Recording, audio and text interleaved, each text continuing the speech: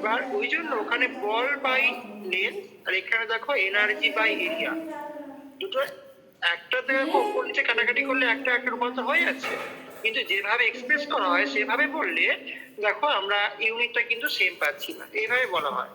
মানে কোশ্চেনে যদি তোমাকে ওইভাবে দেয় তুমি কি লিখবে তাহলে বলো?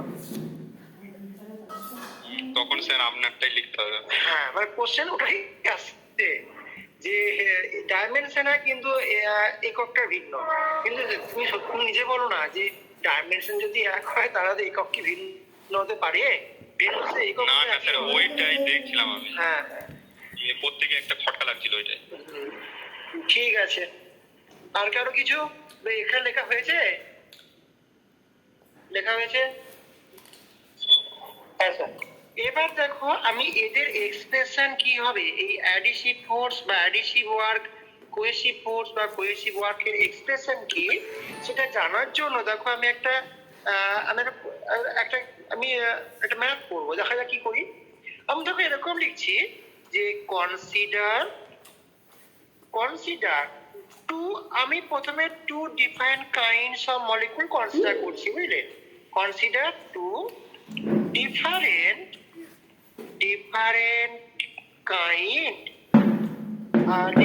kind লিকুইড, আমি দুটো ভিন্ন ভিন্ন liquid A and B consider করলাম, যে এরা দেখো কন্ট্যাক্টে আছে, আর in contact with unit cross section, এই একক প্রস্থচ্ছেদে দেখো তারা পরস্পর কন্ট্যাক্টে আছে। এই ইউনিট ক্রস সেকশন ধরা হচ্ছে কারণে, কারণ ইউনিট ক্রস সেকশন হলে দেখো সারফেস টেনশন, দেখো এই সারফেস এনার্জিটা সারফেস টেনশনের সঙ্গে সমান হয়ে যায়, তাই দেখো আমরা ইউনিট ক্রস সেকশন কনসিডার করেছি। এবার দেখেছো আমি গেলে কি বললাম, ধরো আমি এরকম বলছি যে এই যে এখানে দেখো যে আমি একটা ইউনিট ক্রস সেকশন যুক্ত, দেখো আমি একটা এরকম দেখো একটা প্রথমে দেখো আমি একটা আয়তক্ষেত্র ড্র করলাম, আর এই আয়তক্ষেত্র থেকে দেখো আমি একটা যে এই দুটো হয়ে গেল, যে তারা এইখানে দুটো হয়ে গেল কি করে, এই যে এইটাকে দেখো আমি এরকম করে একটা বোঝার সুবিধা হয় ড্র করলে। দেখো আমি একটা আয়ত ঘন এখান থেকে ড্র করছি, দেখো তো এখান থেকে আমি এইটাকে কানেক্ট করলাম, এটাও কানেক্ট করলাম, একটা দেখো আয়ত ঘন পেলাম। তো আমি এটাকে মাঝ বরাবর দেখো দুটো পার্টে ভাগ করলাম, যে ওপরটা দেখো একটা ঘনক, তলারটাও দেখো একটা ঘনক বলছি, উপরে একটা ঘনক। তাহলে এই যে দেখো এটা দেখো কি বাবারি, এইটা দেখো কি যে আমার ইউনিট ক্রস সেকশন, মানে এটা দেখো যে এ বি দুটো লিকুইড, ওপরটাকে বললাম ধরো এ লিকুইড, এটাকে এ লিকুইড, এটাকে বি লিকুইড, তারা দেখো একক প্রস্থচ্ছেদে পরস্পর সংযুক্ত হয়ে আছে। ওকে, তাহলে এই ক্রস সেকশনটা দেখো আমি এখানে বলে দিই, এই ক্রস সেকশনটা হচ্ছে কত, ক্রস সেকশন প্রস্থচ্ছেদ, ক্রস সেকশন ধরো আমি 1 সেন্টিমিটার স্কয়ার বললাম। এবার কি আমি দেখো বাইরে থেকে বল প্রয়োগ করে, মানে কিছু কার্য করে এই দুটো লিকুইডকে সেপারেট করলাম। ওকে, আমি দেখো তাকে দেখি আবার, আমি দেখো বাইরে থেকে বল প্রয়োগ করে বা শক্তি প্রয়োগ করে এইটাকে দেখো সেপারেট করছি দুটো লিকুইডকে। তাহলে এখানে আমি একটা তীর চিহ্ন দিচ্ছি, দিয়ে দেখো উপরেও আমি দেখো এই রকমের দেখো একটা ইউনিট, দেখো একটা আমি এটা পেলাম,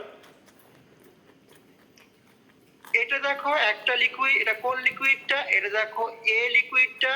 একই রকম ভাবে দেখো আমি তলারটাকেও দেখো আমি আর একটা আমি পেয়েছি, এটা হচ্ছে গিয়ে বি লিকুইডটা, তাহলে এটা দেখো বি।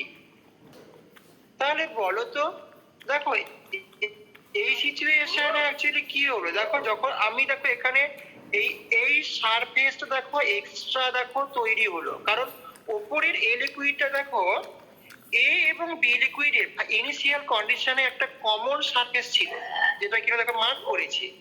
এটাকে যখন আমি সেপারেট করলাম, তখন দেখো এ এবং বি লিকুইডের জন্য এই সারফেস দেখো একটা এক্সট্রা ক্রিয়েট হলো, তৈরি হলো। এই সারফেসটা কত করে, এই দুটো সারফেসই দেখো যে একক 1 সেন্টিমিটার স্কোয়ার করে। সবার ওকে? তাহলে এখানে আমার কি হলো, এখানে দেখো ওয়ার্ক রিকোয়ার্ড, এখানে ওয়ার্ক রিকোয়ার্ড। কেন রিকোয়ার্ড? কারণ দেখো আমার সারফেস এরিয়া বাড়াতে হচ্ছে, তাই বাইরে থেকে আমাকে শক্তি প্রয়োগ করতে হবে। এই ওয়ার্ক রিকোয়ার্ডটাকে আমি ডব্লিউ এ বি বলে মার্ক করলাম। সবার ওকে? ঠিক আছে,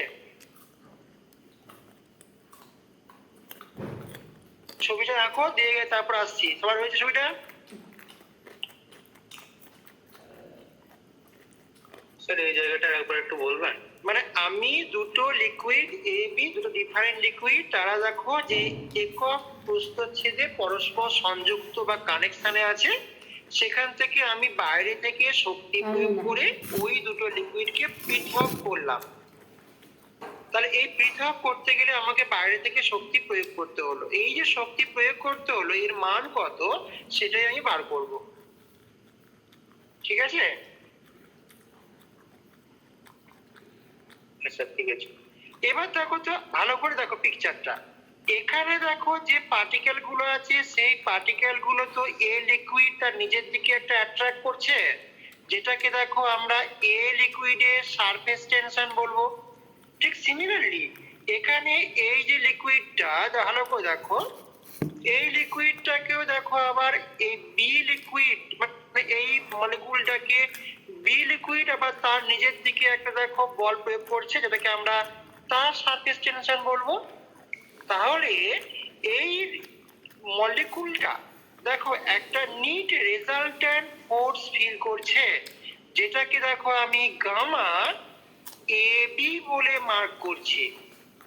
বুঝতে পারলে? তাহলে গামা এবিটা কি, একটা নিট রেজাল্ট্যান্ট ফোর্স, যেটা দেখো আমরা এ লিকুইড এবং বি লিকুইড প্রত্যেককে তার নিজের দিকে আকর্ষণ করে, তাই নিট ফোর্সটা কত এটা। তাহলে আমি যে কথাগুলো বললাম সেগুলো একটু সাম আপ করি। দেখ এখানে কি বললাম, late the surface tension, let the surface tension of A and B is A আর B এর বললাম একটা গামা A, আর একটাকে দেখো আমি গামা B বললাম। ওকে, এবার দেখো এই দুটো লিকুইডকে সেপারেট করতে গেলে আমাকে ফোর্স অ্যাপ্লাই করতে হয়। এই ফোর্সটাকে আমরা অ্যাডিসিভ ফোর্স বলি। কি? টু সেপারেট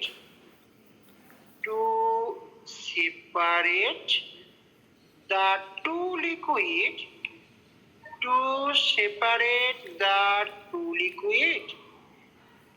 কারণ কি আমাকে দেখো এখানে সারফেস এরিয়া বাড়াতে হচ্ছে, যে যে increase surface area,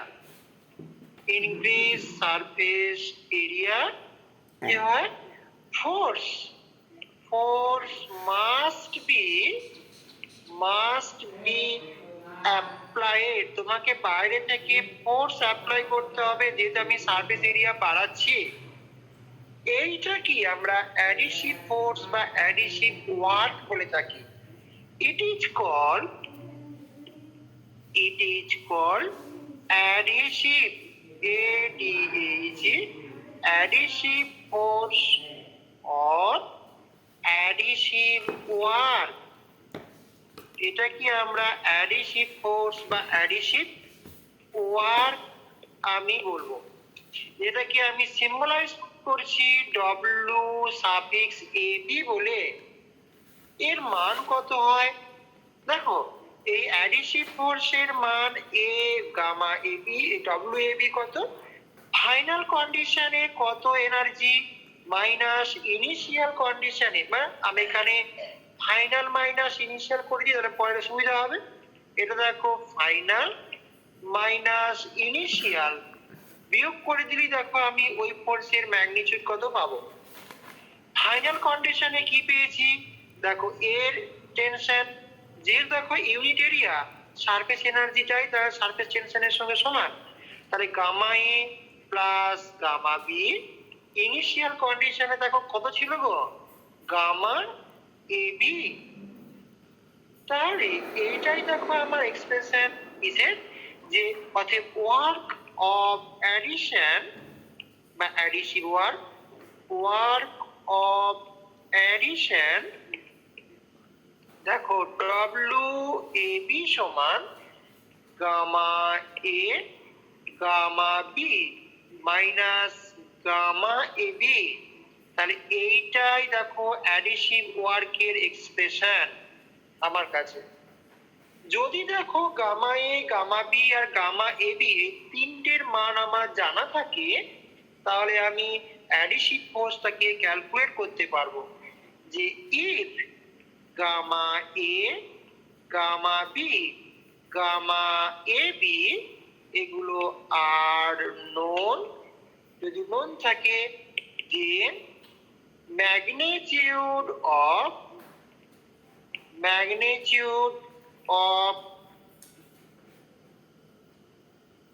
additive work, magnitude of additive work, এটা can be calculated, আমি দেখো ক্যালকুলেট করতে পারবো। তাহলে এটা হলে দেখো অ্যাডিটিভ ওয়ার্কের এক্সপ্রেশন কত বা তার মান কি করে বার করবো, দেখো সেটা বললাম, বলবে।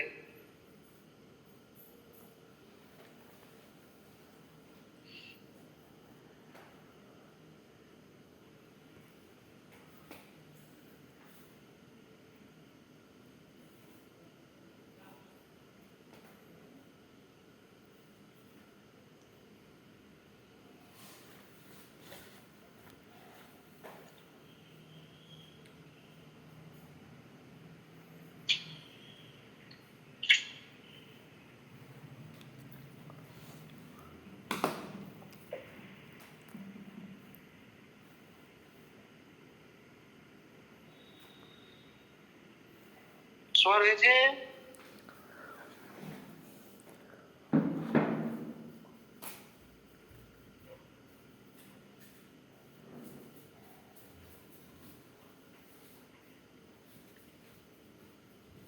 आर्ट्स का प्रसन्न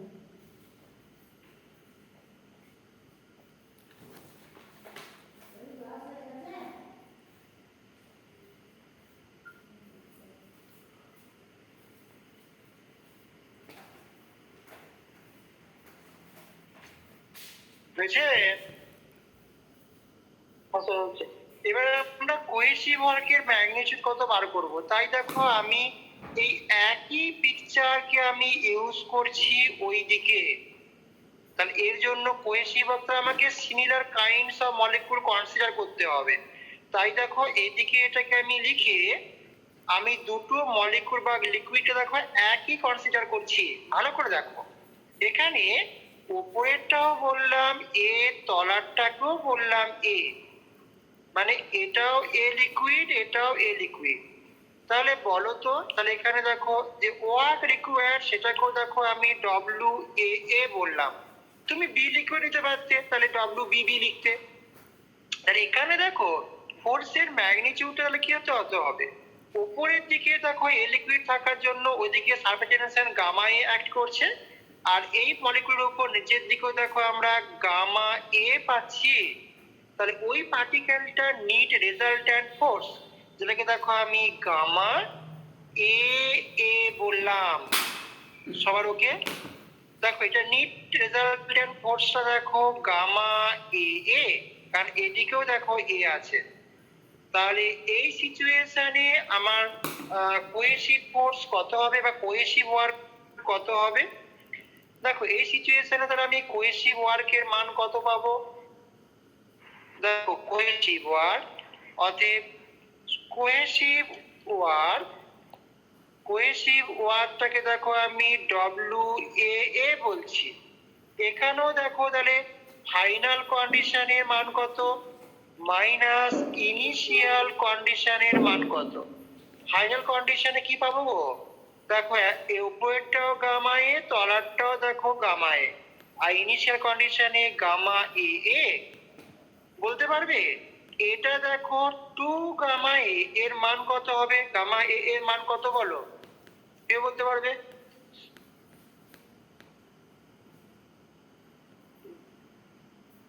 ওই কত বলো, গামা এ এর মান কত? স্যার 0 হবে। কেন 0 হবে? স্যার ওইদিকে তো দুটো ক্যান্সেল হয়ে যাচ্ছে গামা। একদমই ঠিক, একদমই ঠিক। দেখো উপরের দিকে যে ফোর্স ম্যাগনিটিউড, যেটা নিচের দিকে ফোর্সের ম্যাগনিটিউড দেখো সে একই, তাই একে অপরকে ক্যান্সেল করে, যেহেতু এরা একে অপরে দেখো বিপরীতে আছে, তাই দেখো ওই পার্টিকেলটা কোনো নিট রেজাল্ট্যান্ট ফোর্স ফিল করছে না। তাই দেখো আমরা এখান থেকে কোহেসিভ ওয়ার্কের ম্যাগনিটিউড শুধুমাত্র 2 গামা এ আমরা পাবো। এইটা যে কেন 0 করলাম বলে দিই। দেখো এখান থেকে বলতে পারি gamma A A equal to 0, তার কারণ সিন্স নো রেজাল্ট্যান্ট ফোর্স, দেখো ওখানে তার কারণে কি, এই পার্টিকেলটাকে তাহলে আমি একটা বাল্ক পার্টিকেল কনসিডার করতে পারি। তুমি দেখো জলের একটা সারফেস ছিল, উপর থেকে আবার সে একই জল যোগ করে দিলে সারফেস পার্টিকেলটা দেখো এখন বিহেভ করছে as a bulk particle. Bulk পার্টিকেলে যেমন কোনো নিট রেজাল্ট্যান্ট ফোর্স থাকে না, তাই এও ঠিক সিমিলারলি কোনো নিট রেজাল্ট্যান্ট ফোর্স নেই। Since there will have no neat resultant force, সেখানে কোনো নিট রেজাল্ট্যান্ট ফোর্স নেই। এই পার্টিকেলটা এই সিচুয়েশনে দিস পার্টিকেল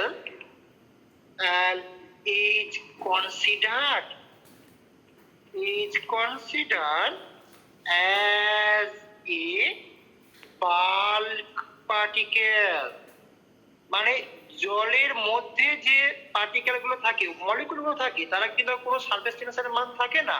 তার কারণে কি, তাদের চারিদিকে একই রকম মলিকুল একই আকর্ষণ করে বলে কোনো লব্ধ মান পাওয়া যায় না। এক্ষেত্রে কিনা সেম জিনিস হচ্ছে। তাহলে দেখো এটা যদি এ লিকুইডের জন্য হয়, সিমিলারলি দেখো আমরা বি লিকুইডের জন্য সে একই বলতে পারবো যে সিমিলারলি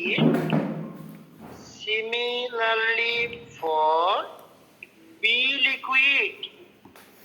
লিকুইডের জন্য দেখো আমরা এই গামা WBB সমান 2 গামা বি। তাহলে এখান থেকে দেখো যদি গামা এ বা গামা বি মান জানা থাকে, তাহলে এই সকল লিকুইড গুলোর কোহেসিভ ফোর্স বা কোহেসিভ ওয়ার্কের মান কত আমরা বার করতে পারবো। যে if gamma A gamma B are known, then the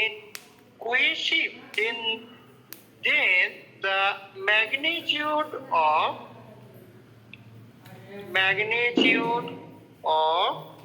of cohesive force, magnitude of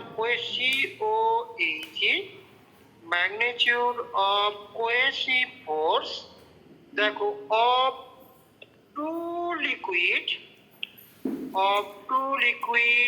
A and B can be calculated, আমরা ক্যালকুলেট করতে পারবো।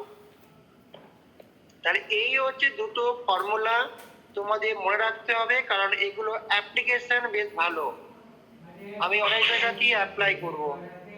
ওকে,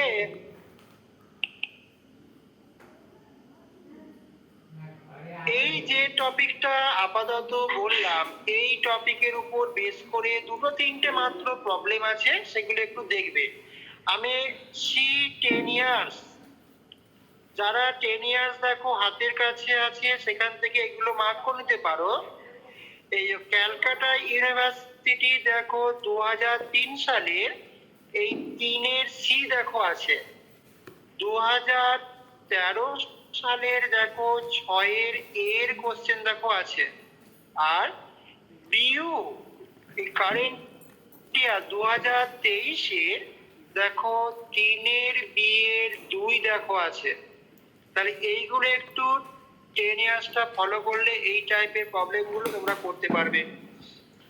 ঠিক আছে, দেখো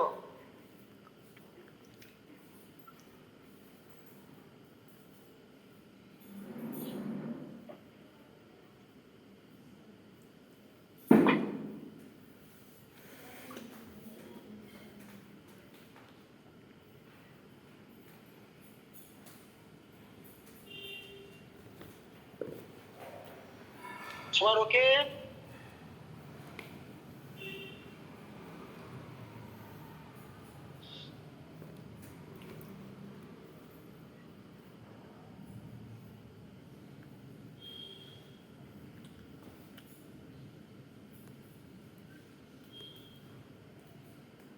কেটে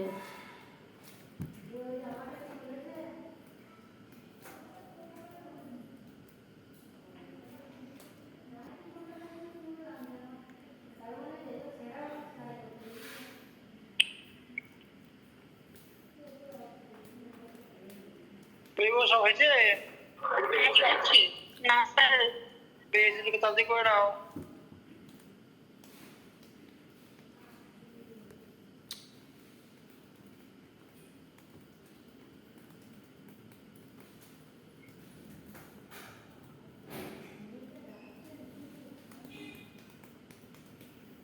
তাহলে অ্যাডিসিভ ফোর্স হচ্ছে ভিন্ন ভিন্ন মলিকুলের মধ্যে অ্যাট্রাকশন।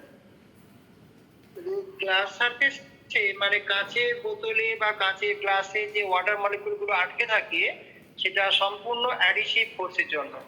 খেয়াল করে দেখবে গ্লাসের সারফেসে দেখবে মার্কারি কখনোই আটকে থাকে না, তো স্লিপ কেটে দেখবে বেরিয়ে যায়। ওই জন্য থার্মোমিটারের মধ্যে দেখবে কখনোই দেখবে এক জায়গায় আটকে নেই, ওদিকে পাশ কেটে কেটে চলে যায় মার্কারি। তার কারণ কি, মার্কারি ক্ষেত্রে কোহেসিভ ফোর্সের ম্যাগনিটিউড, কারণ এখানে এত ডেনসিটি হাই মার্কারির, হাই ডেনসিটির জন্য যে মার্কারি মানে পার্টিকেল গুলো এরা কি হয় যে খুব ক্লোজ থাকে, তাই এখানে কোহেসিভ ফোর্সের ম্যাগনিটিউডটা খুব বেশি বলে এরা হাই ডেন্স লিকুইড। মার্কারি ক্ষেত্রে এই ঘটনা ঘটে, এখানে কোহেসিভ ফোর্সের ম্যাগনিটিউড খুব বেশি compare two adhesive force.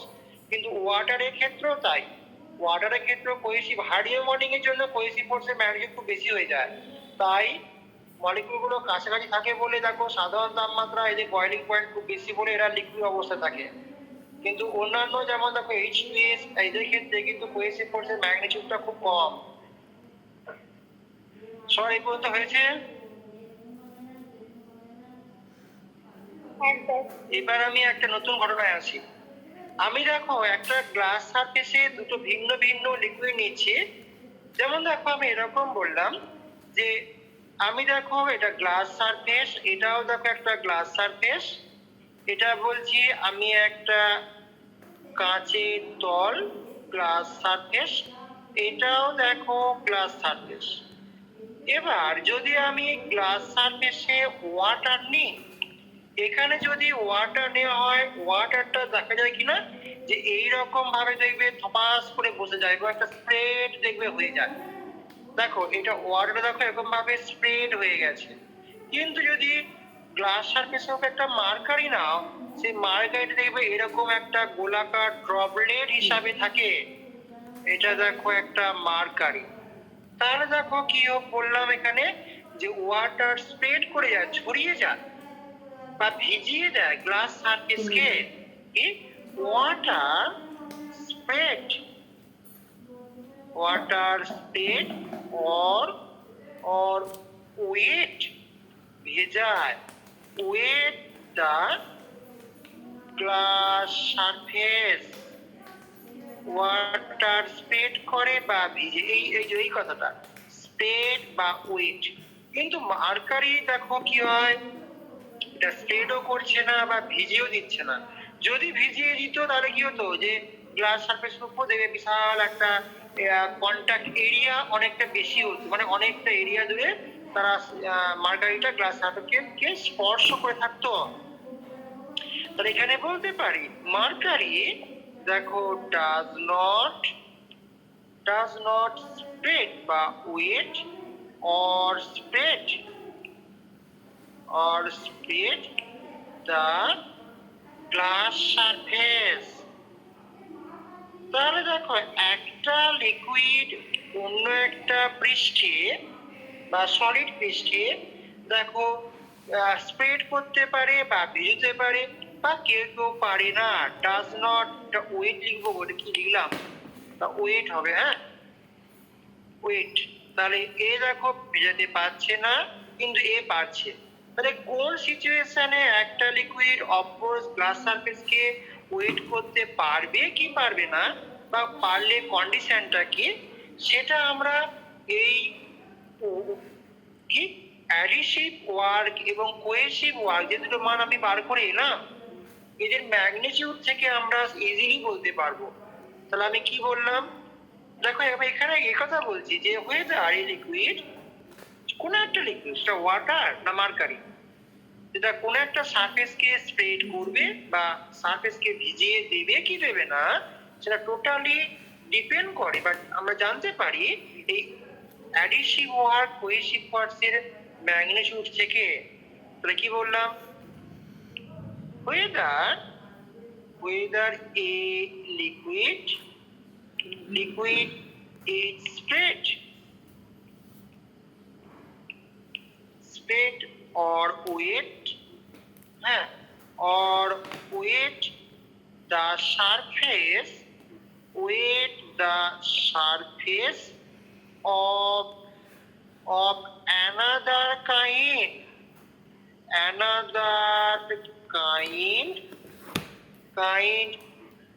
surface of another kind, এটা আমরা can be determined, আমরা বার করতে পারি, can be determined using a WAA and WAB। তার মানে অ্যাডিশিভ ওয়ার্ক কোহেসিভ ওয়ার্কের ম্যাগনিটিউড থেকে আমরা এই ঘটনাটাকে এক্সপ্লেন করতে পারি। এই যে এখানে দেখো এটাকে ইজিলি এক্সপ্লেন করার জন্য একটা টার্ম ইউজ করা হয় স্প্রেডিং কোএফিসিয়েন্ট বলে। টু এক্সপ্লেন দিস অবজারভেশন আমরা একটা টার্ম ইউজ করি যেটাকে স্প্রেডিং কোএফিসিয়েন্ট বলে। কি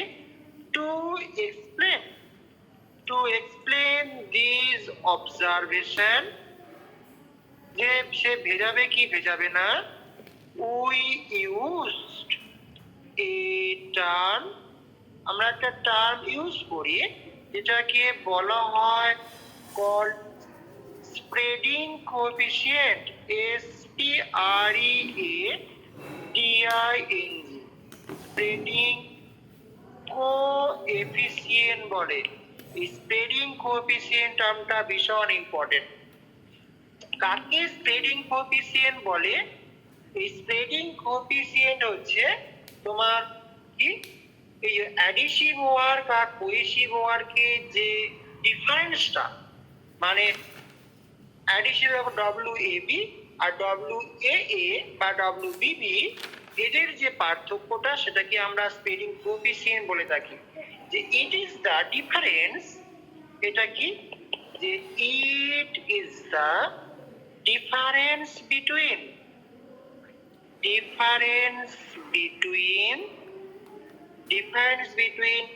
work of addition ADHESION and work of cohesion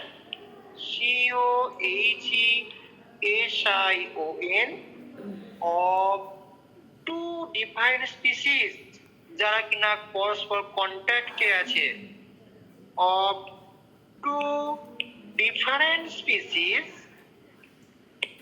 কারণ অ্যাডিশন যখনই বলছি দুটো ডিফারেন্ট স্পিসিস অবস্থা থাকতে হবে, two different species in contact. তাহলে এই কথা হলো difference between work of adhesion and work of cohesion between two different species in contact. Okay, বলে বলবে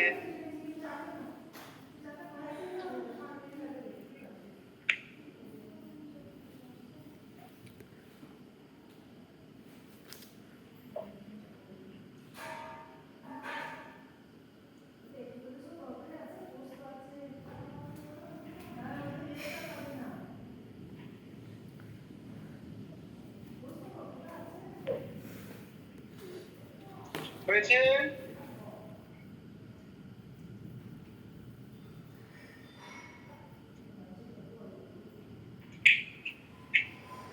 হ্যাঁ স্যার।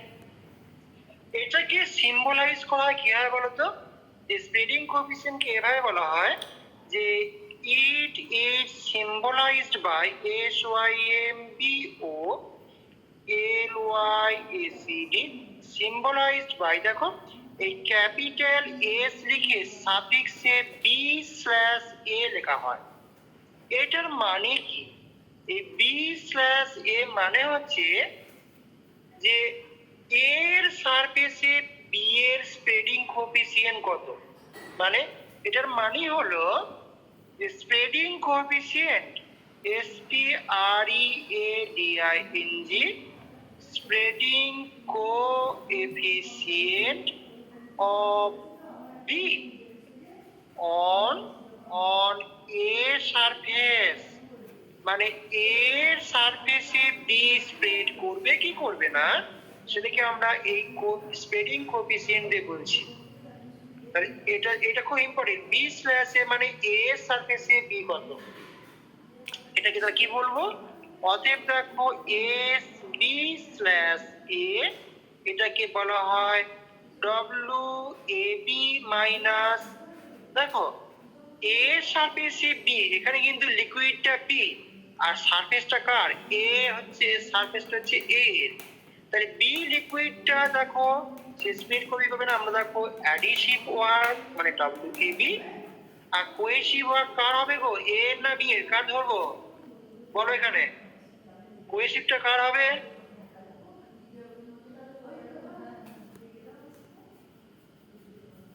কেউ বলো কোহেসিভটা কার হবে?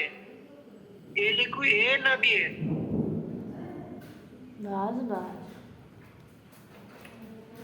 কেউ পারবে? দেখো আমি কি কথাকে লিখেছি, spreading coefficient of B on A, এর মানে কি যে এর সারফেসে বি, তো একদমই ঠিক, কারণ এখানে এর সারফেসে বি, আমি বি এর স্প্রেডিং কোএফিসিয়েন্ট বার করছি।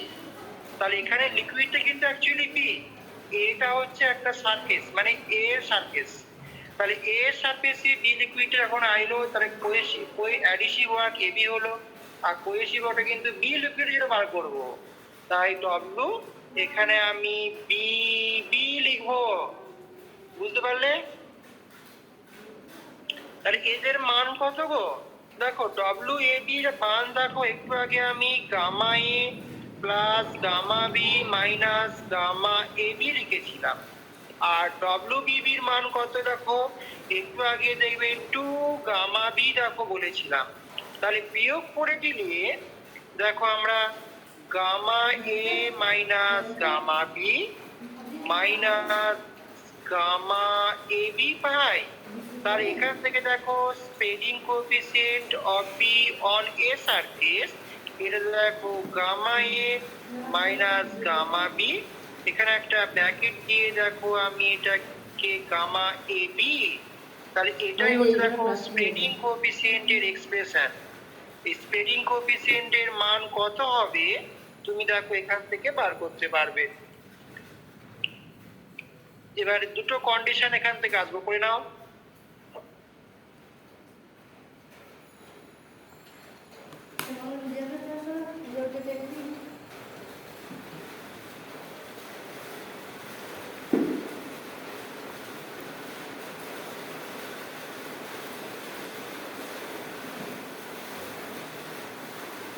হয়েছে?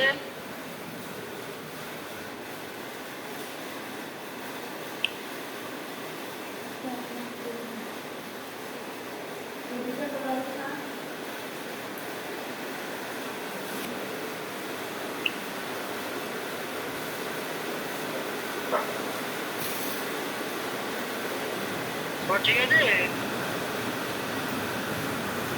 হ্যাঁ স্যার। এখান থেকে দেখো 1 নম্বর কন্ডিশনটাকে আমি এটা বলছি, যদি ইফ এই WAB এর ম্যাগনিটিউড বেশি হয় কম্পেয়ার টু BB, এই সিচুয়েশনে দেখো আমরা স্প্রেডিং কোএফিসিয়েন্টের মান দেখো আমরা পজিটিভ বা গ্রেটার দ্যান 0 পাবো? এর মানে কি গো? এইটার মানে কি বলো? WAB is greater than WBB এর মানে কি? এর মানে হচ্ছে AB ইন্টারাকশনটা স্ট্রঙ্গার দ্যান BB ইন্টারাকশন, মানে অ্যাডিশিভ ফোর্স বেশি কম্পেয়ার টু কোহেসিভ ফোর্স। তার মানে কি?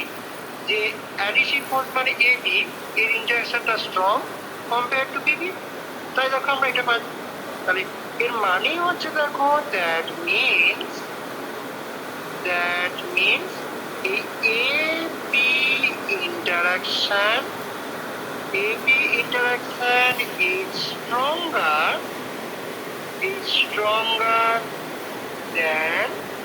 than BB interaction। দেখো ঠিক নাকি? দেখো তাহলে তুমি এখানে বলো তো, তাহলে এখানে এই সিচুয়েশনে বি লিকুইডটা কি স্প্রেড করবে? দেখো স্প্রেড করবে কি করবে না, দেখো আমি এরকম দেখাচ্ছি। যে আমি দেখো এরকম বললাম একটা সারফেস, আমি কথা দিয়ে বলছি, ধরো এটা গ্লাস সারফেস। এই গ্লাসটাকে দেখো আমি এখানে এ বলে কনসিডার করেছি। তুমি এই গ্লাস সারফেসে একটা ওয়াটার নিলে কি ঘটনা ঘটে বলো তো? দেখো তুমি যখন এখানে একটা ওয়াটার ড্রপলেট এর সারফেসে দেবে, ভালো করে দেখো যে এইটা দেখো আমরা বি লিকুইড নিয়েছি, আমি বিটাকে কথায় কথায় ওয়াটার বললাম, আর এখানে এ দেখো আমার গ্লাস সারফেস। তাহলে এখানে যদি এবি ইন্টারাকশনটা স্ট্রং হয়, ভালো করে দেখো যে এবি ইন্টারাকশনটা স্ট্রং হলে এই পার্টিকেলটা এই দিকে দেখো ইন্টারাকশনটা স্ট্রং, এই ইন্টারাকশনটা স্ট্রং, এও দেখো এইদিকে ইন্টারাকশনটা স্ট্রং বলে দেখো এইদিকে আসছে। আমি বড় করে চিত্র দেখাচ্ছি কার থেকে, যে এই নিজেদের মলিকুল গুলো থেকে, মানে এইদিকে যে অ্যাট্রাকটিভ ফোর্স ফিল করছে তার থেকে দেখো বাইরের দিকে গ্লাসের সঙ্গে অ্যাট্রাকটিভ ফোর্সটা আর বেশি ফিল করছে। তাহলে এও দেখো এদিকে যা ফিল করে বাইরের দিকে দেখো বেশি ফিল করে। তাহলে এই সিচুয়েশন যদি বাইরের দিকে ফোর্সটা বেশি হয়, এই ড্রপলেটটা কি ড্রপলেট আকারে থাকবে? এ তখন দেখো ড্রপলেট আকারে না থেকে এইরকম ভাবে দেখো স্প্রেড করে যায়। কারণ কি বাইরের দিকে ফোর্সের ম্যাগনিটিউড দেখো বেশি। তাই এইটা দেখো বি লিকুইড, এখানে সবসময় দেখো এই দিকে ফোর্সটা বেশি, তাই দেখো বেশি করে দেখো সে স্প্রেড করে যাচ্ছে। তাহলে কি বলতে পারি? এখানে দেখো liquid B maximum surface area দেখো টাচ করে থাকবে। এখানে কি হয়? লিকুইড বি টাচ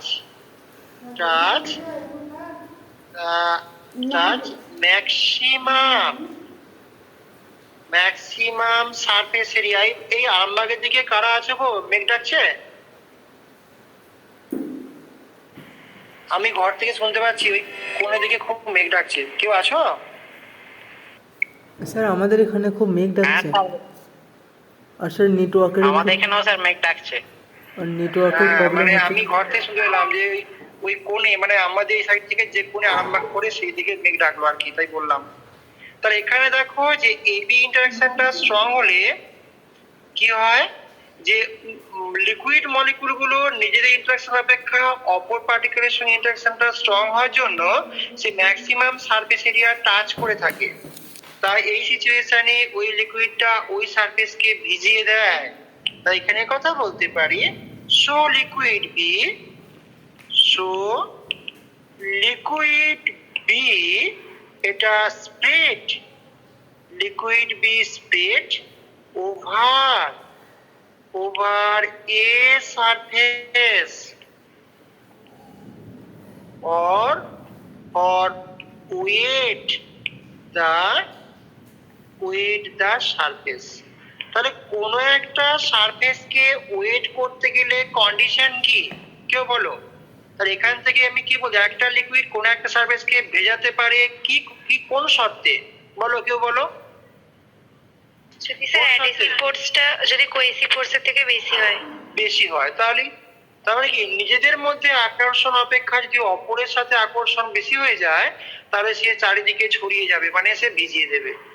ঠিক এর উল্টোটা, উল্টোটা তুমি দেখো না, যদি আমি এরকম বলি 2 নম্বর, যে তাহলে এই যে যদি উল্টো করে লিখি, আমি দেখো সবটাই আমি এইটুকু আপাতত কপি করি। যদি লেস দ্যান হয় তাহলে দেখো আমরা স্প্রেডিং কোএফিসিয়েন্টের মান দেখো নেগেটিভ পাবো বা লেস দ্যান 0 পাবো। এই নেগেটিভ বা লেস দ্যান 0 এই স্প্রেডিং কোএফিসিয়েন্টের এই মানগুলো দেখে আমরা ইজিলি বলতে পারবো যে এ স্প্রেড করবে কি করবে না, বা ভেজাবে কি ভেজাবে না। পজিটিভ স্প্রেডিং কোএফিসিয়েন্ট হলে সে ভিজিয়ে দেবে, আর যদি নেগেটিভ হয় তাহলে এই সিচুয়েশনে দেখো AB interaction is weaker than BB interaction is weaker। তাহলে বলো তো, এই যে দেখো আমি এখানে যে পিকচারটা দেখো ড্র করেছিলাম, এই পিকচারটাই দেখো যদি এখানে আমি বলি, এখানে দেখো কি ভিতরের দিকের মলিকুলগুলোর সঙ্গে দেখো আকর্ষণটা দেখো বেশি। আমি এগুলো কেটে দিলাম, আমি দেখো এখানে কেটে দিয়ে আমি সেটাও কেটে দিই। দেখো আমি কি বলছি, এখানে দেখো যে এই যে ভিতরের দিকে দেখো এই মলিকুলটা এই দিকে বেশি আকর্ষণ অনুভব করছে, বা এই মলিকুলটা এই দিকে বেশি আকর্ষণ অনুভব করছে, এও দেখো এই দিকে বেশি আকর্ষণ অনুভব করছে। বাইরের দিক অপেক্ষা এদিকে খুব দুর্বল, খুব উইক।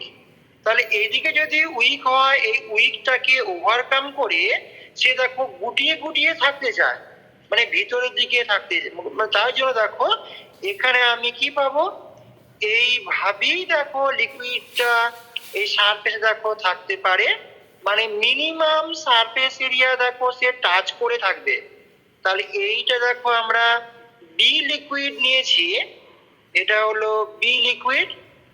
এ দেখো একটুখানি এখানে দেখো সে এতটা এরিয়া দেখো টাচ করেছিল, এতটা এরিয়া, কিন্তু এখানে দেখো এইটুকু এরিয়া দেখো টাচ করে আছে। তাহলে এখানে আমি এক্সাম্পলটা বি এর জন্য মার্কারি বললাম, আর এটাকে দেখো আমি গ্লাস সারফেস বলেছি। তাহলে এই সিচুয়েশনে কি হবে, liquid B minimum surface area দেখো টাচ করে থাকে। তাহলে এখানে liquid B touch the minimum surface area। তার এখানে কি হবে গো, যে নিজেদের মধ্যে ধরো আমি এক কথা বলছি, যে একটা পাড়ায় ধরো 3-4 ঘর আছে, সে 3-4 বাড়ির ঘর মানুষ, তারা নিজেদের মধ্যে স্ট্রং আকর্ষণ, তারা পাড়ার আশপাশের সময় কিন্তু খুব একটা মেলামেশা করে না। তাহলে এই সিচুয়েশনে তারা যেহেতু মেলামেশা করছে, তারা নিজেদের মধ্যে দেখো তারা গুটিয়ে থাকবে, বা নিজেদের মধ্যে একটা ভার্সন বন্ডিং এ থাকবে। তাহলে এই সিচুয়েশনে কি হবে, যে সে সারফেসটাকে ওয়েট করবে না বা ভেজাবে না। তাহলে এখানে আমি কথা বলতে পারি, so liquid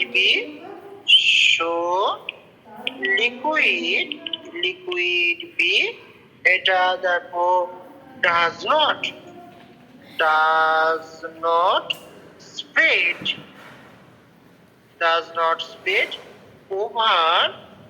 over a surface। তাহলে দেখো আমি এখান থেকে এই কথা বললাম যে যদি কিনা অ্যাডিসিভ ফোর্সের ম্যাগনিটিউড বেশি হয়ে যায় কম্পেয়ার টু কোহেসিভ ফোর্স, তখন ওই লিকুইডটা ওই সারফেসে ম্যাক্সিমাম এরিয়া টাচ করে থাকে, মানে সে ওয়েট বা ভিজিয়ে দেয়। আর যদি কোহেসিভ ফোর্সের ম্যাগনিটিউড বেশি হয় কম্পেয়ার টু অ্যাডিসিভ ফোর্স, তাহলে তখন কি হয়, মিনিমাম সারফেস এরিয়া টাচ করে থাকে, তার মানে সে ভেজাতে পারে না বা ছড়িয়ে পড়তে পারে না। ওকে, ঠিক বললাম? ওকে, তো এই সব বোঝা যাচ্ছে কি বলছি? একই রকম ভাবে দেখো আমি আর একটা এক্সাম্পল এখানে দিই, খুব ইম্পর্টেন্ট এক্সাম্পল। ধরো আমি একটা কন্টেনার নিয়েছি, এই একটা কন্টেনারে ধরো বললাম এখানে একটা লিকুইড আছে, সেই লিকুইডটাকে বললাম কি ধরো ওয়াটার, এটা বললাম আমি ওয়াটার নিয়েছি। এটা দেখো কি একটা সারফেস, ওয়াটার সারফেস। এই দেখো যে ওয়াটারের উপরে দেখো এটাকে বললাম কি আমি এয়ার। এবার এই যে এই ওয়াটার সারফেসে যে একটা পার্টিকেল, সেই পার্টিকেলটা দেখো কি হয়, সেই পার্টিকেলটা দেখো যে ডাউনওয়ার্ড একটা ফোর্স ফিল করে, যেটাকে আমরা ওয়াটারের সারফেস টেনশন বলে থাকি। তুমি এবার বাইরে থেকে দেখো এই ওয়াটারের উপরে একটা অয়েল, সর্ষের তেল ধরো তুমি ঢেলে দিলে। তুমি খেয়াল করে দেখেছো কি এই সর্ষের তেল যদি তুমি ঢালো কি ঘটনা ঘটে, কেউ বলতে পারবে? ওয়াটারের উপর সর্ষের তেল অ্যাড করলে সেটা কি হবে, কেউ বলো? জলে ভাসে। জলের উপর ভাসবে এবং আর একটা নতুন লেয়ার তৈরি করবে নাকি। এখানে দেখবে অয়েলের একটা দেখবে পাতলা একটা লেয়ার তৈরি হয়েছে, আমি ঠিক বলতে পারি? এটা দেখো কি, এটা হচ্ছে অয়েল লেয়ার, এইটা দেখো অয়েল লেয়ার। তাহলে দেখো কি হয় যে অয়েলটা ওয়াটার সারফেস দেখো স্প্রেড করে ছড়িয়ে যায়, এগুলো দেখো গুটিয়ে থাকে না। এখানে কি here here oil spread spread over water surface. কেন? তা কারণ কি বলতো?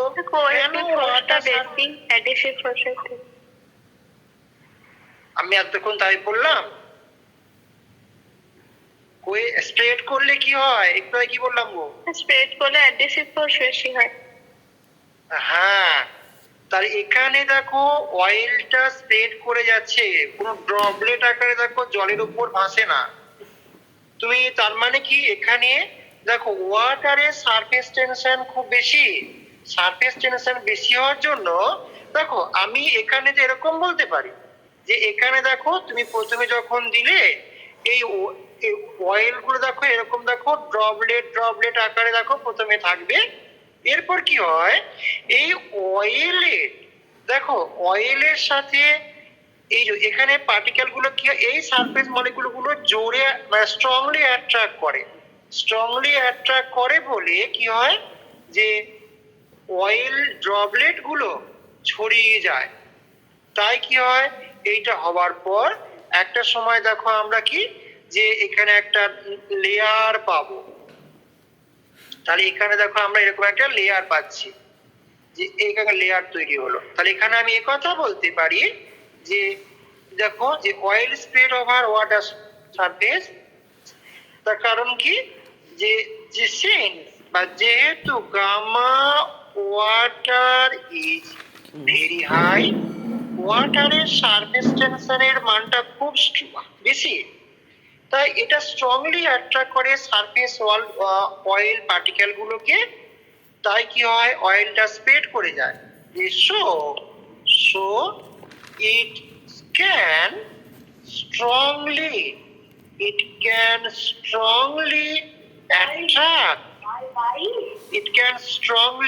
attract the surface oil particle. Attract the surface oil particle. Sir তাই দেখো সো অয়েল দেখো, বলো স্যার বলছেন একটু নেটওয়ার্ক ডিস্টার্ব করছে। তোমার সেকমটা উঠেছে কি জানে বলবো?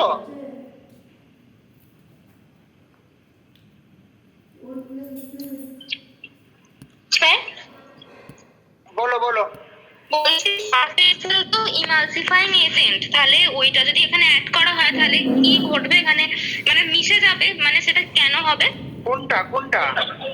মানে ওয়াটার আর তেলটা যেখানে হচ্ছে সেখানে তো আলাদা দুটো লেয়ার সৃষ্টি করছে। হ্যাঁ, এরপর এখানে আমি সার্ফ এক্সেল দিই, মানে যেটা ইমালসিফাইং এজেন্ট, হ্যাঁ। সেটা দুটো স্তরকে মিশিয়ে দিচ্ছে। মানে সেটার সঙ্গে কি সার্ফ এক্সেলের কোনো মানে আছে সম্পর্ক?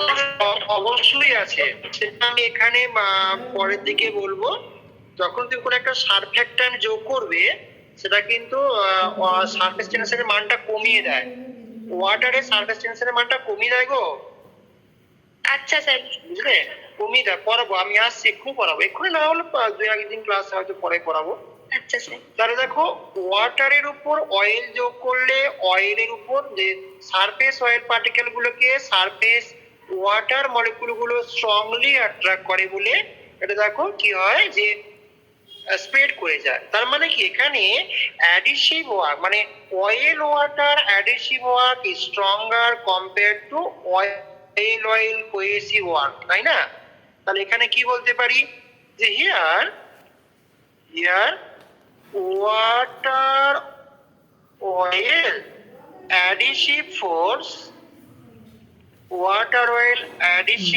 force is stronger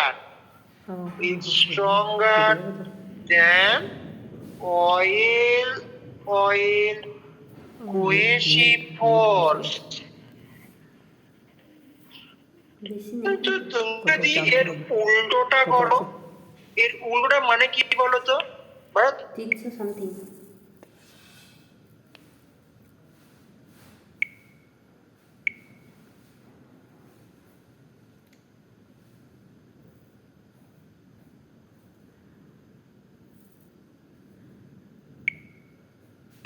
হটস্পট কই?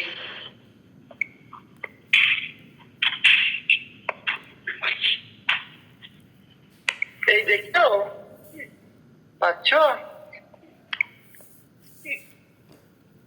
হ্যাঁ স্যার, দেখা যাচ্ছে। এখানে মেঘ উঠেছে, মানে আমার কাছে অতটা ওঠেনি, কিন্তু এই সাইডে উঠেছে দেখেছি। আমি কি স্টপ রাখবো? এই স্টপ রাখবো? আমার লোডশেডিং হয়ে গেছে। হ্যাঁ স্যার। আমি স্টপ রাখবো? হ্যাঁ স্যার, আমাদের এখানে নেটওয়ার্ক নেই, স্টপ হলে স্যার ভালো হয়। ওকে, কি আর করা যাবে না। মেঘ ডাকছে, কিন্তু সত্যি ডাকছে। বেশ, আমি এর পর দিন থেকে এখান থেকে কন্টিনিউ করবো। আজকে থাক, মানে মেঘ জেগে উঠছে তো থাক। আর এই গ্রীষ্মকালটা তো এরকম প্রবলেম হবে, তাই আমি চেষ্টা করব যদি তোমাদের এই ক্লাসগুলোকে এই স্কুল টাইমে, মানে কলেজ টাইমে 11টা থেকে নেওয়া যায়, চেষ্টা করবো, হ্যাঁ, যাতে সন্ধ্যাবেলাটা অ্যাভয়েড করা যায়। যদি আমার সঙ্গে তোমরা একটু সাহায্য করো, তাহলে আমি এটাকে বেলার দিকে নিয়ে নিতে পারি। হ্যাঁ, কি বললাম? আজকে থাক, আজকে বলছি না থাক, শুরু করেছিলাম কিন্তু হলো না। স্যার প্রবলেম গুলো বলে দেবেন না? হ্যাঁ, প্রবলেম গুলো বলি। এই নতুন করে পড়াচ্ছি না, যাতে নেটওয়ার্ক ডিস্টার্ব হচ্ছে, তো চলো, হ্যাঁ, আমি ওর কি প্রবলেম সেগুলো বলি। ও যেহেতু ওখানে বৃষ্টি হচ্ছে না, দেখি যতটা আমি বলতে পারি বলে দিই। বলো কি প্রবলেম? স্যার কেসিপি আর টিসিপি টা বলে দিন না। এসিপি টিসিপি, তাই তো? হ্যাঁ স্যার, ভুলে গেছি, ঠিকঠাক মনে নেই। ভুলে গেছো, বেশ ঠিক আছে।